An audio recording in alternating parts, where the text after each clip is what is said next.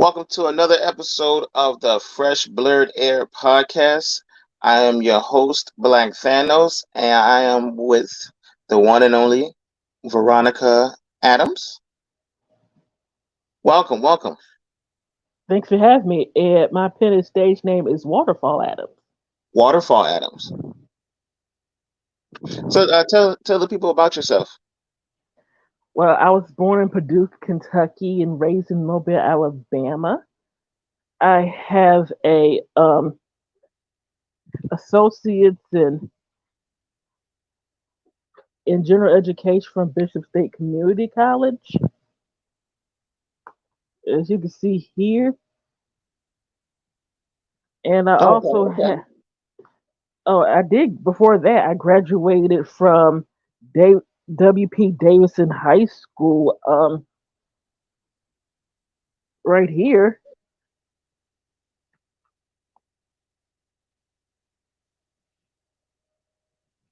And after Bishop, I graduated from University of South Alabama with a degree in art history with a minor in dramatic arts. I'm a creative professional who self-published two poetry books, as you can see here. They're available on Amazon, and I'm trying to get on other agitators. If there are other agitators, go ahead and check them out. And I'm trying. They're also on ebook format as well, and I am trying to get them on audiobook format. And I'm hmm working on my third book and researching for other books and working on other written content. What would you say is your when you first got started? What was your target audience that you were looking to tap into? Well, whoever's like probably with these two books, probably maybe 13 or 18 and older or so. There is some profanity in these books, but nothing like too like graphic violence, graphic nudity, erotica, sex. Whoever loves poetry. hmm When you first started, what was your budget, in the beginning before you got to where you are now? Well, I didn't really have much of a budget per se, but like with the digital internet age that we live in, self-publishing has made that task a bit easier. Because I know that, back before, we had, social media and internet and Amazon and everything, you know, you would just be lucky to even know somebody who's, within that type of business who could pretty much put you on. And that's like pretty much starting from the bottom. Yeah, like traditional publishing, I'm a self-published author. Like a certain, like a kind of like a big percentage will go to like a traditional publishing company. But when I'm self-published, it most of those like royalties percentage go to like me. And also, there's like different types of publishing, like indie publishing, hybrid publishing, different kinds of publishing. But I probably haven't known about yet. But I'll look them up. Look at what they are. Know the difference. Do you have a different type of, I guess, genre to tap into? Well, I did tap in the genre.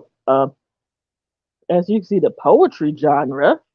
But hmm I'm also work my third book, which is called "Make Money While Sitting on Your Ass," and the ass is spelled USA dollar sign.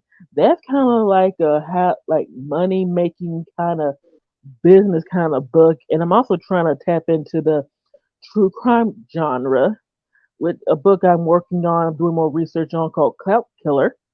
It is hmm about Kwame Wilson and Yolanda Holmes. Have you heard about that case? Actually, I have not. Yes, well, this he's like a local rapper. He had like a YouTube channel called Young without the O QC. a U for the young. QC works works with after O has a U in it, and he had this like series called Nick Stories, and like his mother was like about a decade or so ago was killed in her home, in her condo, and her son Kwame he set it up, and he it was like he what he got his like inheritance and like his mom's insurance policies or whatever. There's like a video on social media that went viral of him talking about, you heard us saying like make it rain. Hmm. Yeah, whatever he was doing, make it rain on his like fans or whatever with that money that he had his mother uh killed for. I think I remember that story. He was so like she pretty much gave him like everything. Like Yeah, she she gave him everything he wanted, and he still wasn't satisfied. in fact, she was gonna cut him off She was like gonna cut him off financially. He lost his. She helped get him jobs over the years. He lost it that particular job, and she talking about she like cut him off financially or whatever. She ran a hair salon called Nappy Head. In fact, she was also an extra on the 1986 movie Wildcats as one of the cheerleaders. You heard that cheer talking about UCLY, you ain't got no alibi, you ugly. Yeah, Yeah, yeah, well that's where it came from. that was a sad story, and all because he wanted to be greedy, and he Yeah, he wanted got more. nine. Yeah, and get this, like he was gonna get, I think, like the amount was gonna be like $70,000 or whatever from one of these policies or bank account, and he knew the hitman and the getaway driver. In fact, Yolanda knew the hitman and getaway driver, and Kwame was like, make sure that bitch is dead.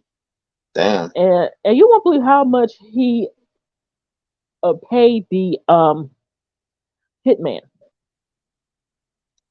like $70 or 35. Well, not $70. much. Well, wasn't much. Oh, then he must have been a well, can't even say he was a horrible hitman because he pretty much did his job, but $70 though?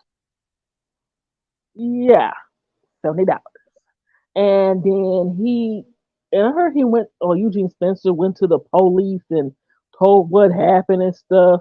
Eugene Spencer got 100 years. Oh yeah, he ain't never getting out. Mm-mm. Yeah.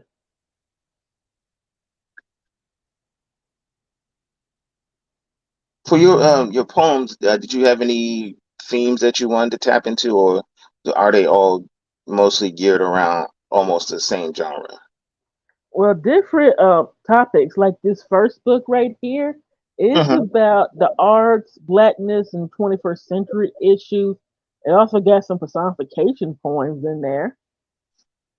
And this second book, Free to Be V, it has topics like freedom, race, religion, womanhood, even a tribute poem to one of my poetic inspirations.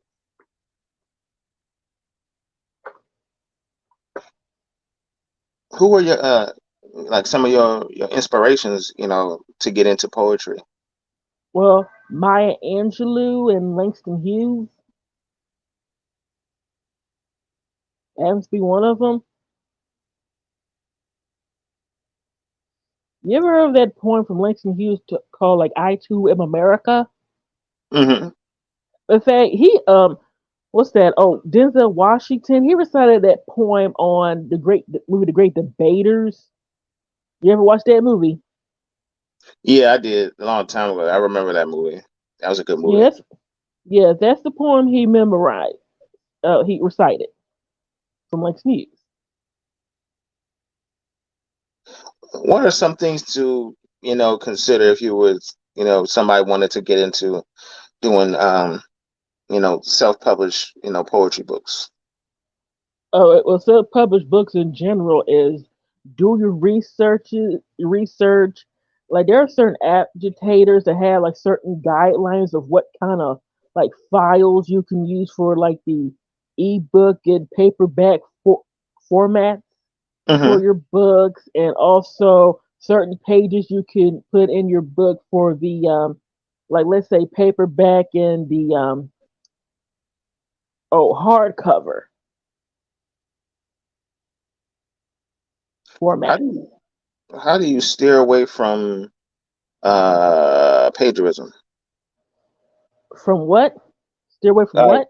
like making sure you're not, you know, copying somebody else's work or copying something that's already been done. Because sometimes you could be acting like sometimes you could be writing something and without doing the research, and you end up, you know, copying somebody else's work by mistake because Well, of if cause, some well, if somebody does if somebody like does that, like it's a good idea to get like legal representation and like copyright and trademarking marking, which I'm trying to raise money to do so. And hmm. also, I read put in like I would even put in some like quotes from like other people for in Free to Be V. I put in something like all credit goes to the person of the original quote, and also it helps on your books like to have like a copyright page in the book. Hmm. So nobody doesn't take or try to assume that you maybe stole it from somebody else, or they try to Hmm. take take your own work. Yeah, that's correct. In fact, have you ever heard of a R&B duo called Coffee Brown? I think so, yeah. Yeah, they had those songs "Weekend" and "After Party." Yes. Yeah, then well, get this. There was an artist that sued them, and you won't believe what her name was. Oh shoot. Is it somebody that that's like well known, right? That wasn't well known back then, but they're like well known now? I don't know if they well known now, but all I know is that the person's name was Coffee Brown, and I don't know how what the results of that case was.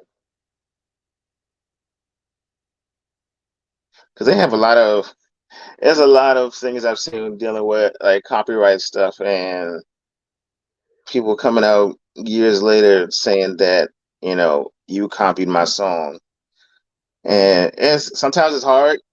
Like if you sample somebody's song, you gotta, you know, if I was an artist and I just said I want to sample somebody's song, I'm going to the source. I'm going to ask Mhm. before I can do it. Yeah, either ask And the person why they still alive, or yeah, even the estate. it's like I'm gonna ask somebody before I decide I'm gonna, put a stamp on it. But if I, they allow me to do it, I'm gonna do it and give the credit to where I got it from. Or put it in like based on true events, Yeah. and put your Like, sources in on there too. If you're gonna do like let's say a biography of somebody. mm-hmm. Because they do a lot of those when they do like the little true story thing. They said the names have been changed to protect the innocent. Like this is Yes, based on relevance, but the names were changed. yes, Those are that's a real because that's another thing that I had learned when I had went to when I was studying business uh, at Kaplan University when I was doing my different coursework. They said um, if sort use your source of where you got it from, and when you put it on your paper, make sure you pretty much where you got it from, the website and everything, and pretty much cite that source so it doesn't look like you're, stealing from somebody else. yes, yes. I even took a business course at Bishop State Community College myself, Hmm. and I learned different things like international law. And speaking of international, there has been a company from Nigeria that has really helped me out with the marketing and promotion of my books. It's called Precious Digital Marketing Agency. And they've been real helpful. In fact, they created the logo of my personal brand, and did like promos to promote my book, and also a couple of the book trailers for each of book my books. It's hard to find good help these days when you're trying to, get yourself and get your product out there. Because it's real hard, especially with me trying to. I'm pretty much doing all the legwork, promoting my podcast and Mhm. the YouTube page and everything. Because I've seen some stuff I've came across. It's hard to trust people now because you don't know what they're going to do. You could ask them to promote your page or help you get, followers and stuff like that, and they pretty much take your stuff and not, do anything and just keep it for themselves. Yeah, and also it helps to like do your research. It's also ever since I been like freelancing and doing these podcast interviews, I've met a lot of interesting people. I haven't had interviews from someone from Denmark. I might have someone in UK, Canada. I did one for someone from Nigeria, and I also recently did one for somebody who's in the Pakistan, Maldives time zone. Hmm. It's like business these days come more globalized. Yes, that's like it has been like with the whole, especially with the program that I'm using. It gives me an opportunity to talk to people because mostly when people do podcasts and everything, they have to like be in the same room. With the different programs we have, you could have a podcast thing or whatever and stream it, and somebody can be in another Mhm. state, and you can do stuff like that. Yeah, people. Yeah, I have interviewed people from different states as well as different countries, and also I have done. Oh, excuse the patch on my. Wait a minute, that's sunlight.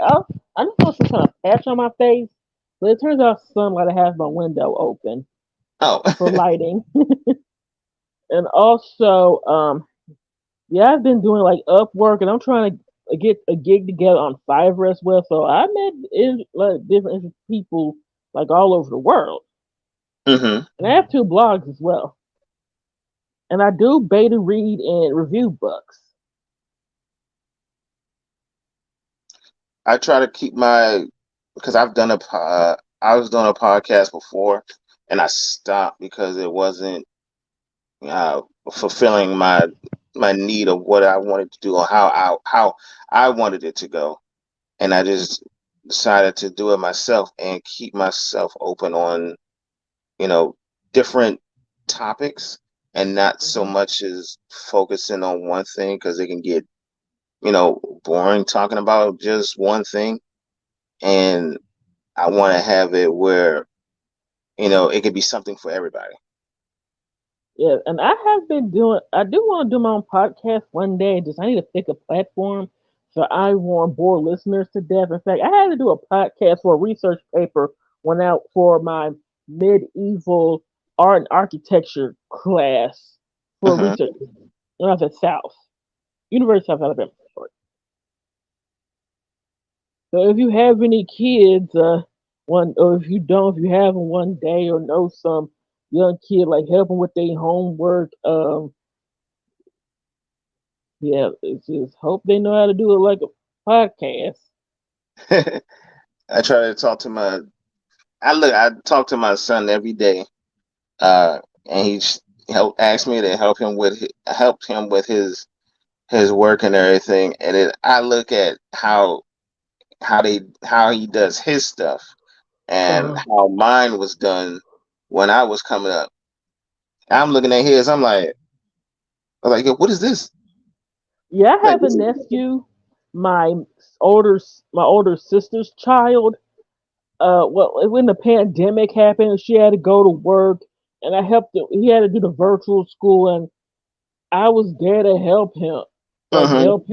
And the teachers they gave him too much homework. It was too much.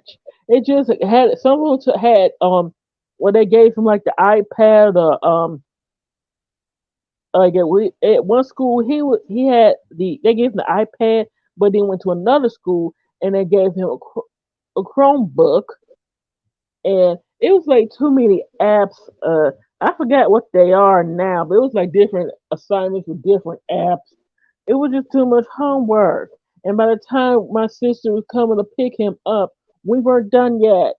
because he had so much. Yes, I try to encourage him to do more more reading and learning instead of just focusing on the tablet and just playing games on the tablet. I but mean, I'm then not saying again, you can't use the but then tablet. again, but then again, the like schools these days they give kids like laptops and tablets and have like learning games on them. Hmm. In fact, when I was going to school, I remember the computer lab and like learning games like the Oregon Trail. Oh yeah, I remember Oregon Trail. Yeah, on it was like a Mac computer, and I also remember that version they had at that time. And the only it's just older generations and parents like I don't have any of my own children.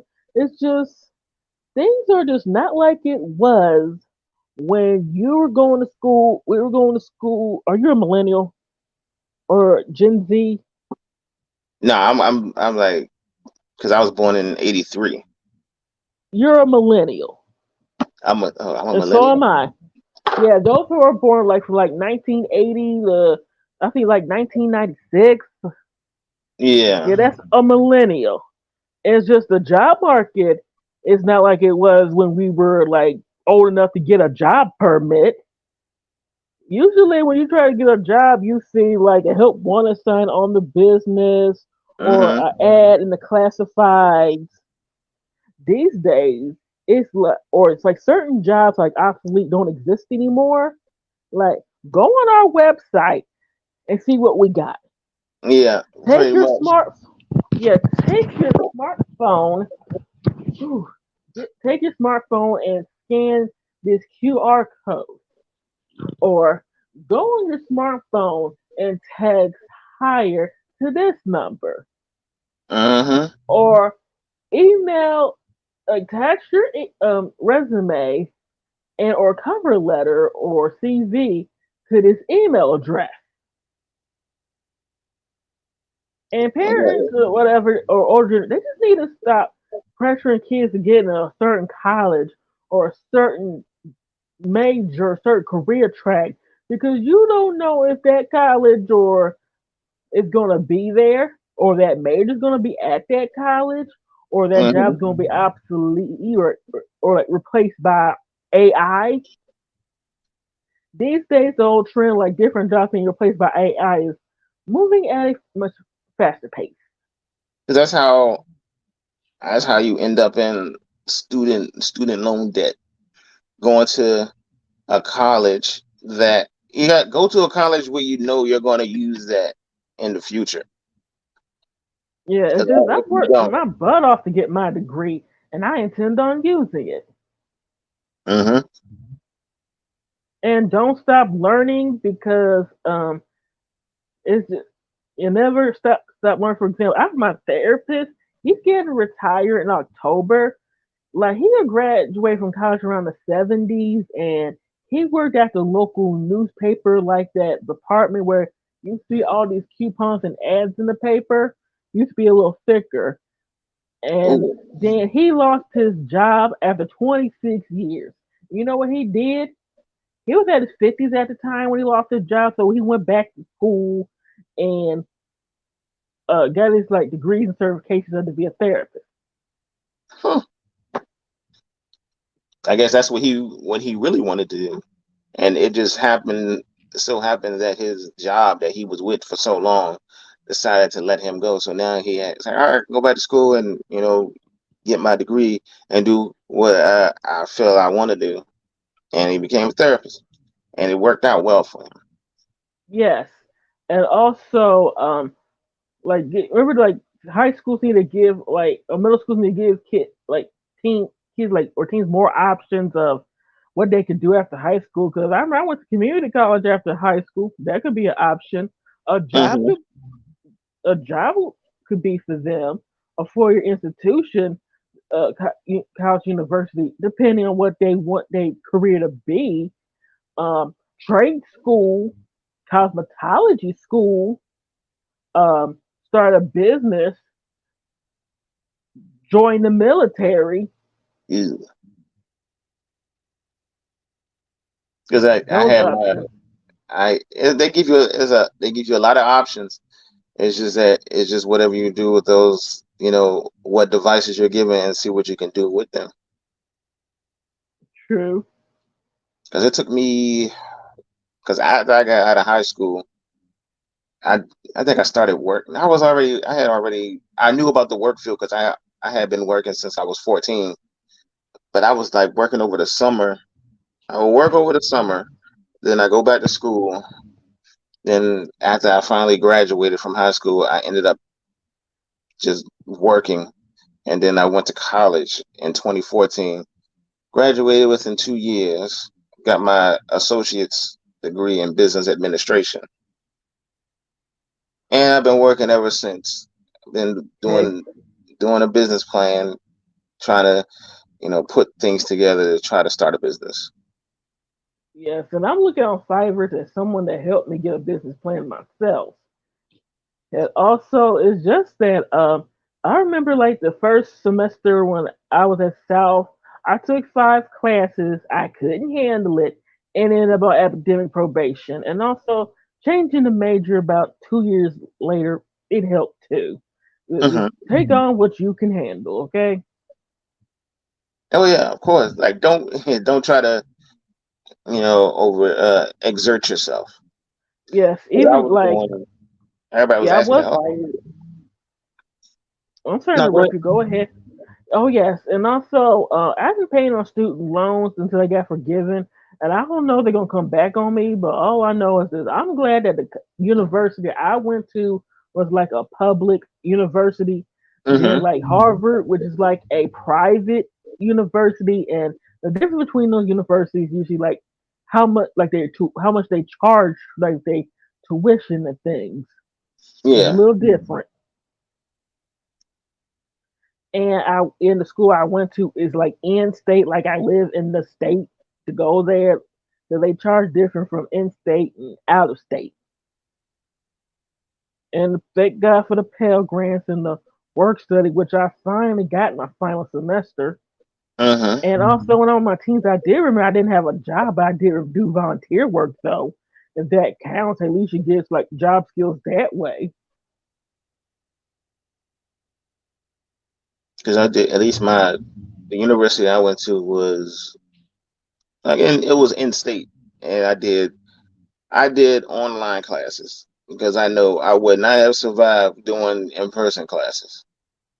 And I also remember I did take some like just online classes when I was at Bishop, but then by the time I got to University of South Alabama, it seems like the in person and the online is kind of a little intertwined. Hmm. And I also worked my butt off on those research papers too. Yeah, some of them were like gotta be like 10 or 20 pages, not 10, but 10 to 12 pages. Yeah, 10 to 12. I remember those things. Yeah, all that research on some, maybe on like a couple of those courses, they were like the ancient Roman and ancient Greek art and architecture. I had to have an ancient source. You had to have that. Yeah, an ancient source, like go to the library, maybe find a book written by one of those ancient people, like from like long, long time ago,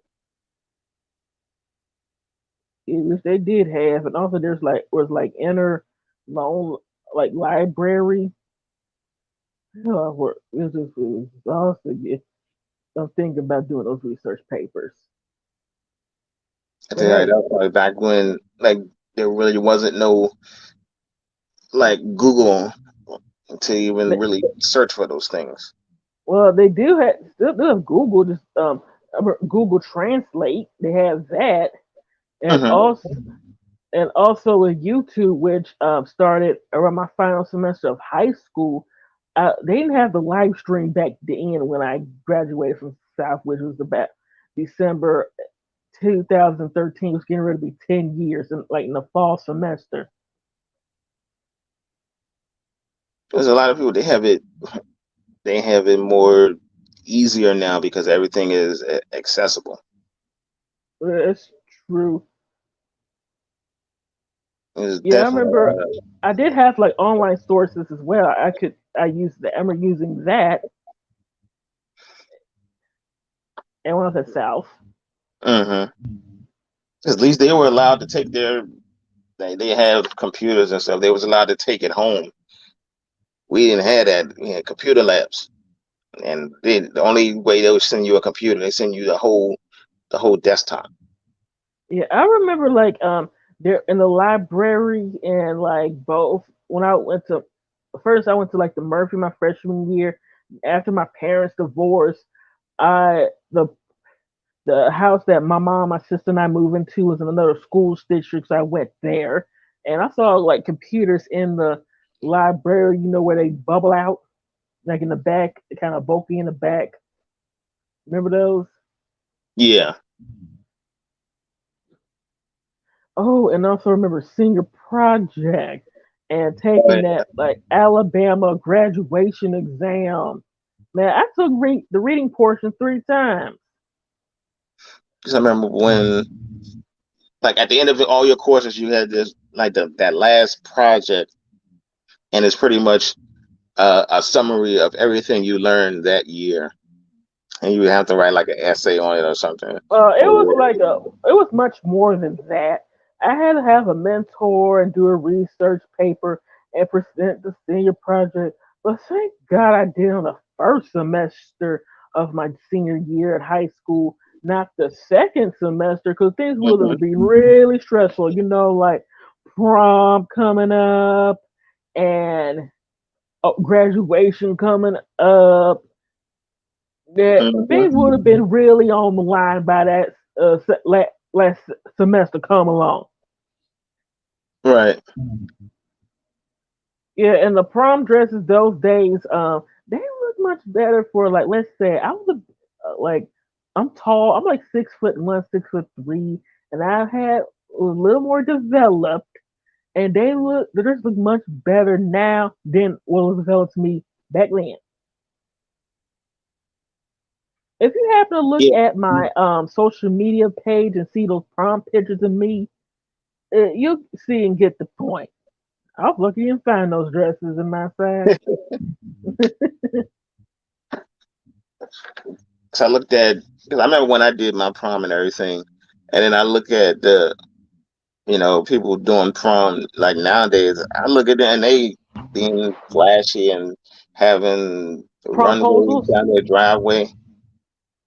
yeah, promposals, and I remember there used to be like a website called Hot Ghetto Mess.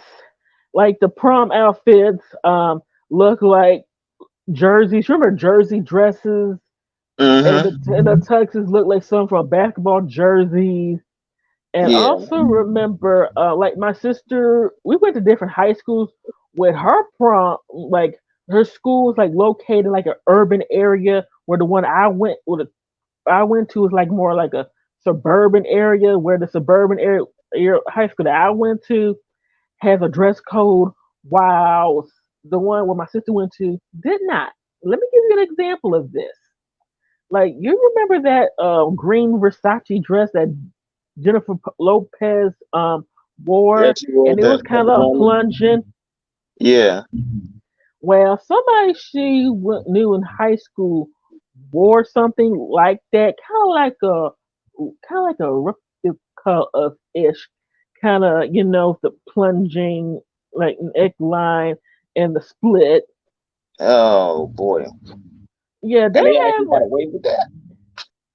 yeah, I'm surprised at that too, because that where high school I went to, they had certain rules talking about men don't be the men like don't boys like don't be sagging, and the girls don't have your split too high and the um neckline too low and things. They had like what was appropriate shoes or what was appropriate and what was not appropriate according to their That rules. shit, that wasn't appropriate. Yeah. My mom wouldn't even let me walk out the store with a dress like that. Mm-mm. Not at all. I see some people nowadays just wearing whatever the hell they want, and I feel embarrassed for myself because I was like, this generation is In fact, you know what? This kind of reminds me of a poem I wrote. It's called "Fashion of Youth." In fact, the older generations always talk about younger people's fashion trends. mm-mm. Let me go ahead and read it to you right now, which you'll find on Free to BV. It's always been looked at as too short, too provocative, too revealing, too tight. Put on a bra, maybe even illegal. These things were said about the greatest generation of greatest pants on women, the boomers, crop tops and hot pants.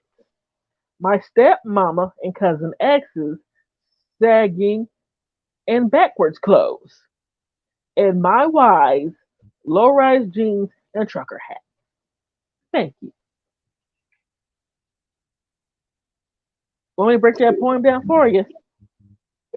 Because like even with they'll look at like old pictures like, oh my God, I can't believe you guys wore them. Like, look at what y'all wear. Y'all ain't no Uh, better. Thank you, because like there was like younger pictures back from when my mom was a teen, and they had like mini skirts were like in style back then, and she said she didn't like her legs. And I heard something in Louisiana about like the sagging pants was probably like illegal there or one of the southern states. Mm-hmm. And also, I met like my stepmom cousins. I have cousins and a stepmother who was born in the Gen X generation. And also, you remember the crisscross clothes like that rap group crisscross or Jump? When they was It wearing has their clothes backwards. yes, and sagging, and also when Aaliyah came out. Yeah. And also remember, like when I was in high school, I wore like low rise jeans, and like I remember because of the thong song, thong prices, those sales Yeah. rose, and also something about some song about like white tee, like these guys wear these like oversized white tee, plain white t-shirts. They look like Well, dresses, yeah, them big white t-shirts. yes. I And remember those. these days, I remember like the skinny jeans. The problem is, like, I know like skinny jeans, unless you are like people who are skinny will wear skinny jeans. But the one thing I hate about skinny jeans, how guys will sag in skinny jeans, Yes. even have the belt on, and I can see your underwear, I see and it it looks every too day. short too.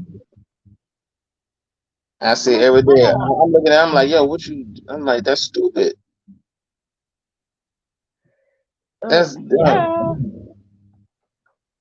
Like, you know what? I want to see you run. That's on my mind. I Like, want to see you. I want to see you run Uh, and see what happens. yeah, this I got to see. Like, come on. Like, I remember watching the History Channel. There was a show called Gangland. They're talking about female gang members. And this one female gang member talking about she finds this whole sagging of the pants stupid. Because don't you gotta run from the cops? If you're a gang member, somehow, some way, you gotta run from the cops. And you're probably gonna trip on yourself. Yep, pretty much. Yeah, so I there's some tell more poems included in this book called Dance of Youth, you. Music of Youth, Hair of Youth, and Tech of Youth. And like this is points of viewpoints like real like people are criticizing certain things from like the younger generation.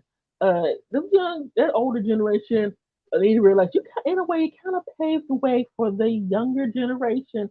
For example, the younger generation got these stupid what's an online challenge where somebody might get arrested, seriously injured, or even killed. While the old, like back in my mom's, like back in her younger days, they had streaking. Yes. And for those who don't know what streaking is when you run around in public naked. Don't try that Oh yeah. ever. Don't do You that. will get locked up. No. Don't Don't be blame out me. here. Don't be out here I streaking. warned you. I warned you. Okay? So don't come crying to me when you get arrested. At this point of the interview, we're going to get into five random questions. Go ahead. What song would make the best theme music for you? Well, there's so much music that I love. One of my favorites has had to be Someone You Love by Stevie Wonder. I do love some of the covers of that song and the version of the song as well. Good choice. What's the weirdest food combination you enjoy? Weirdest food combination. There's so many to choose from. Like maybe might be weird to some people. I remember this one particular sandwich from Hardee's where they have the pineapple and the chicken on it. They had pineapple and chicken at Hardee's. It's like a Hawaiian kind of sandwich with pineapple and chicken. I wonder how long that lasted. But it was good though. What's the best gift you have ever received? Like for my birthday or Christmas. Birthday, Christmas, it could be anything. Let me think. So many birthdays and Christmases. I remember when I gave cash. Oh, that's always a good one. Yes. Oh yeah.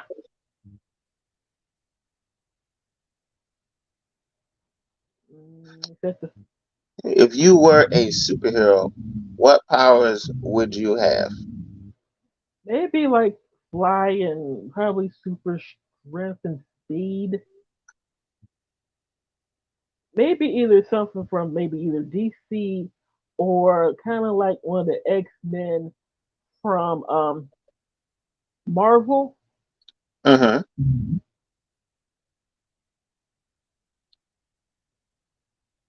Yeah, like probably like those people like mutants like born like those powers like show up like sometime they're adolescents in life or later in life or something. Yeah. Because I think like I saw a story where it was a guy, he was a mutant and he didn't know nothing about his powers. And once he turned a certain age, his powers manifested, and his power was people around him like spontaneously combust. Or maybe powers also powers like Storm. Yeah, she was like one of the first black superheroes, female superheroes. In fact, I remember that on Fox Kids they used to have the X Men on there, and I remember I noticed her. Oh, Storm. Yeah, I wouldn't the mind having white. her powers. How many pairs of shoes do you own? Well, I haven't really counted. Probably about 10. Probably. They don't cost too much.